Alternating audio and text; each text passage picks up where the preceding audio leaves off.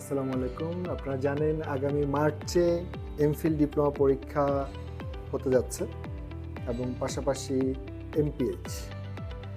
MPhil diploma পরীক্ষার জন্য আপনাকে মাথায় রাখতে হবে যে রেসিডেন্সিতে আপনি যেভাবে প্রিপারেশন নিয়েছেন, যে কয়েকটা ক্লাস আপনি করেছেন, ম্যাট্রিক্স পয়েন্ট যেভাবে কন্টেন্ট লিস্ট অথবা সিলেবাস তৈরি করেছে, সম্পূর্ণটাই হলো ডিপ্লোমার সাথে হুবহু মিল থাকে সেটা।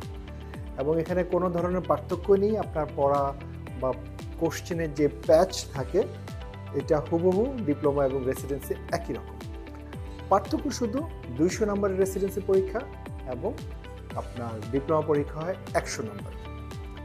এখন সামনেই যেই কয়েকটা মাস সময় আছে, আমরা matrix point December batch online 5 তারিখ থেকে শুরু হতে যাচ্ছে এবং পাশাপাশি শুক্রবার অফলাইন ক্লাস চলছে হাতিরপুল ব্রাঞ্চ এবং উত্তরা দুটা ব্রাঞ্চে।